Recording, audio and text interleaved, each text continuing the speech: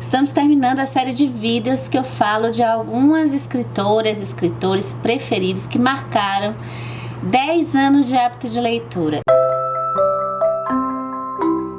E você pode participar desse vídeo deixando aqui nos comentários do YouTube se vocês, em algum momento das leituras que vocês fizeram, algum escritor marcou, aquele que você devorou, quis ler vários livros e leu bastante. Os demais vídeos dessa série estão com o link aqui no box de descrições desse vídeo no YouTube.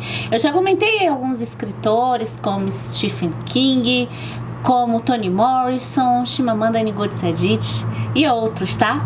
Bora descobrir. Caso você tenha perdido algum vídeo, eu vou facilitar deixando tudo aqui no box de descrições e vamos começar. Eu tô fazendo numa forma lúdica que eu amo, que é a TBR Jar. Tirei 2 papeizinhos, vamos falar dos dois, tá? Tess Gerritsen. A Tess Gerritsen é uma escritora que escreve muito suspense policial e ela chegou na minha vida literária bem depois ali, logo depois do Harlan Coben, que foi o primeiro que me chamou a atenção, que eu comecei a devorar os livros dele. A Tess Gerritsen, ela me surpreendeu dentro do estilo do suspense policial, ela me levou a um estilo de filmes que eu gostava na minha infância, que eram os filmes do Indiana Jones, porque o primeiro livro que eu li dela foi o Relíquias. Mas depois tem a série dela mais famosa, que é a Rizzoli Nile, que são uma médica legista e uma detetive. Essa série eu gostei bastante e depois eu fui percebendo e fui lendo também nas informações das edições que eu lia, os livros, que ela tinha sido médica, né? Então ela apresentava o ponto de vista das soluções de crimes, passando muito primeiro, né, por as questões por terem detetives mulheres ali, né, profissionais mulheres. Então elas iam enfrentar algumas coisas um pouco diferentes do que os homens enfrentavam, e também por conta da questão médica. Ai, gente, meu Deus. Kino talvez tenha ficado incoerente eu ter colocado um quadrinista aqui, né, mas Kino, ele... assim, o Kino tá na minha vida antes de eu passar a gostar de ler. Então o Kino, ele não fez parte da minha infância. Eu acho que o Kino, no final das contas, o Kino é o criador da Mafalda, tá, gente? Ele vai ter um apelo maior, acho que pros adultos do que pras crianças. A Mafalda de vez em quando aparecia em algumas provas e exercícios que eu tinha que fazer na escola. Não me chamava assim muita atenção, eu não buscava ir atrás dos quadrinhos da Mafalda. Achava divertido e toda vez que eu viajava tinha 3 tirinhas que eu gostava muito de levar. Uma era Garfield, a outra era Mafalda, que vendia assim uns caderninhos assim no aeroporto, e a outra era do Gilbert, que era... Gilbert é de escritório, bem legal. Só que depois da faculdade eu simplesmente me apaixonei pelo Kino, justamente pelos quadrinhos que ele tem, que não são da Mafalda. Eu fiquei simplesmente encantada com a acidez do humor dele. E aí depois, quando eu passei a gostar de ler, essa, de certa forma, obsessão que eu tive logo depois da faculdade, ela voltou, porque eu quis reler tudo de novo e eu quis colecionar o que eu não tinha mais, o que tinha deteriorado. Eu tinha guardado pouca coisa que eu tinha guardado também dessa época, depois da faculdade. Então, assim, ler Kino é uma coisa que interessante. Nesses 10 anos, eu posso dizer que talvez quase todos os anos eu tenha lido, né? Tenha lido algum desenho do Kino. Mais 2. Olha, chegou ela, famosona Helena Ferrante. Gente, durante toda a minha vida é muito raro eu seguir o tempo das coisas. Talvez isso tenha tido um cunho poético.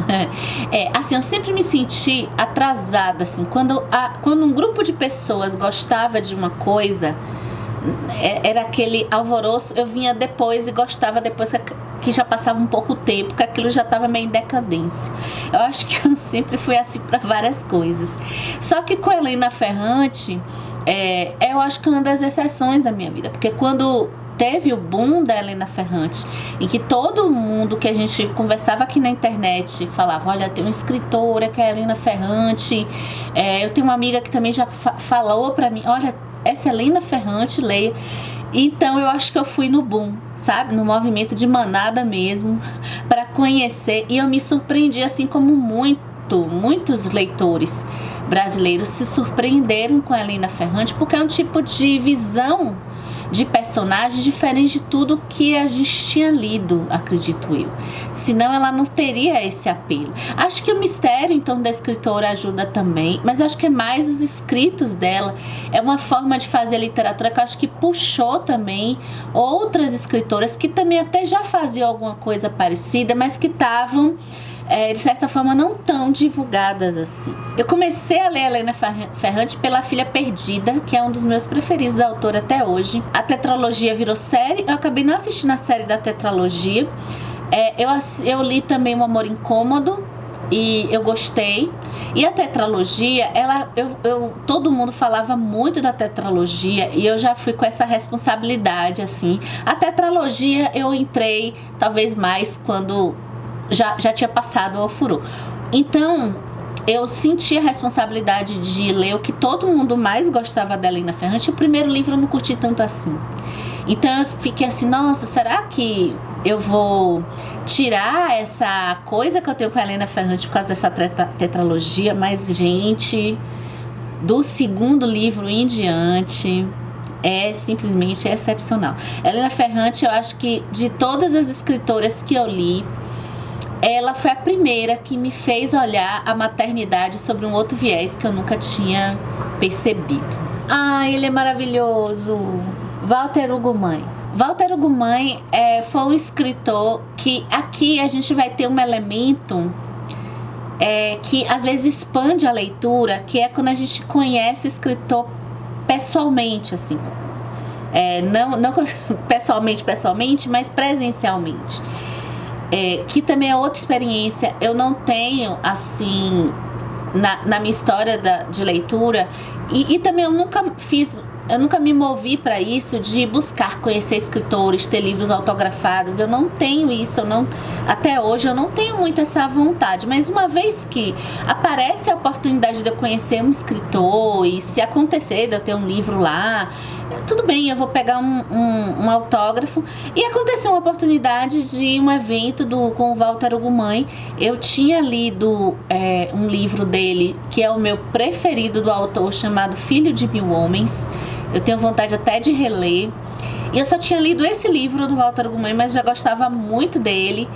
Até que eu tinha tudo que eu vi nessa palestra, nesse encontro que teve, que o Walter Hugo Mãe falou várias coisas sobre o processo criativo dele e sobre sentimentos que ele tem pelos personagens dele, e aquilo tudo eu acho que completou ainda mais a experiência do Filho de Mil Homens. Depois eu li A Desumanização, que eu não curti tanto assim, mas o escritor e essa experiência, né, de poder lembrar de muitas palavras que ele falou, né? Ainda tem livros aqui dele que eu quero muito ler.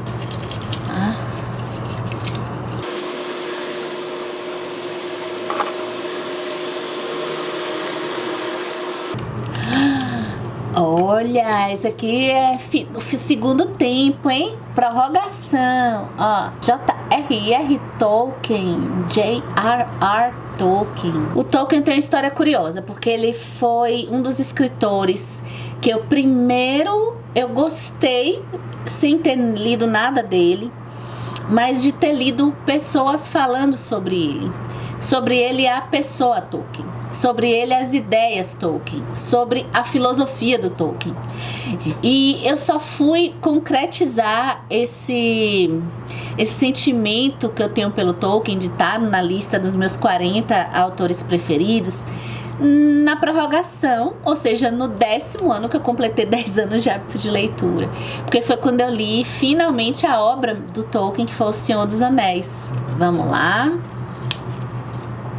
Ah, esse aqui, gente, ó, Jorge Amado. Esse aqui eu acho que eu tô roubando, porque assim, Jorge Amado, na época que eu não gostava de ler, eu já gostava do Jorge Amado.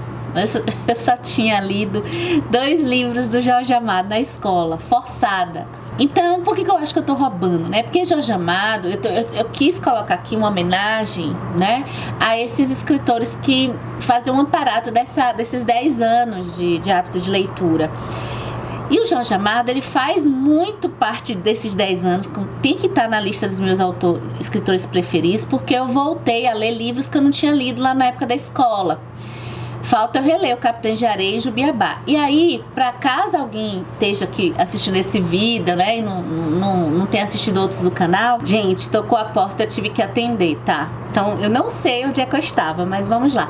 O Jorge Amado, ou seja, já tinha esse sentimento afetivo da época de escola, de estar como o escritor que eu consegui pelo menos ler uns 2 livros dele, com facilidade, né, dentro da minha limitação com a leitura. E depois que eu passei a ter o hábito de leitura, eu leio 2 histórias, nossa, que entraram na lista das minhas preferidas. Mar Morto, em que eu pude perceber o que um escritor faz com as palavras para significar o ritmo do mar, das tempestades, da maré.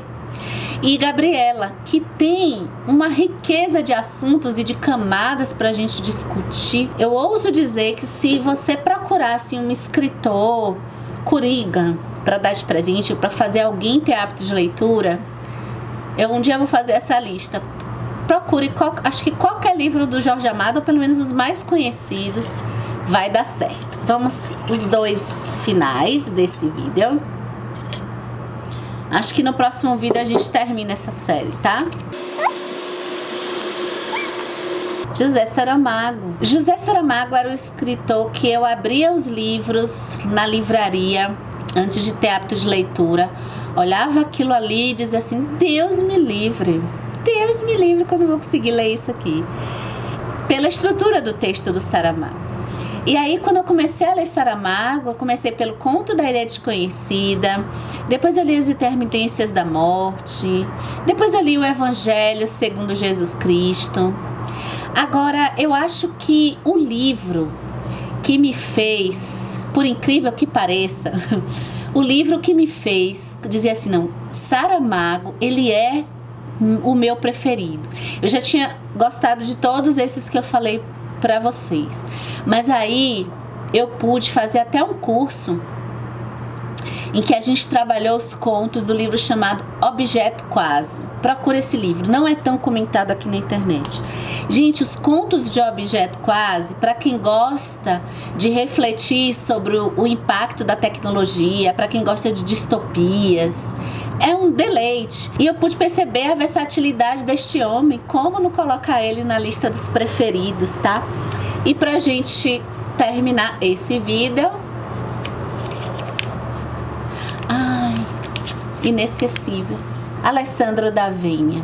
Teve uma época que eu já tinha passado a ter o hábito de leitura, eu acho que pode ter sido aí pelo ano 3, ano 4, que eu tava suspeitando que todos os escritores italianos seriam arrebatadores. Porque, olha, tem Donato Carrisi, já tinha me impressionado na parte policial. A Helena Ferrante, eu acho que eu tava conhecendo, e Alessandro d'Avena. Gente, Alessandro d'Avena foi também nessa fase inicial, acho que aí pelo ano 3, tá que nem Batman ano 1, né? Ano de leitura, de hábito de leitura 3. Foi um pouco depois de eu ter já estar no hábito, mas foi no começo, em que eu li 2 livros desse escritor, que essas histórias sempre me causavam muito, eu acho que o Branca como Leite, Vermelha como Sangue foi o primeiro livro que me causou um choro compulsivo, assim, um choro que eu fiquei assim alguns minutos, eu acho que 5 a 10 minutos, sem conseguir parar de chorar. E aí pronto, né? Depois eu fiquei não tinha na época mais livros publicados aqui no Brasil, eu não leio italiano. E depois acabou que outros escritores foram chegando no meu ranking de preferidos, né? Mas deixa aqui essa menção para Alessandro Davino. Vocês conhecem alguns desses escritores? Eu espero que vocês tenham gostado desse vídeo. Um abraço e boas leituras.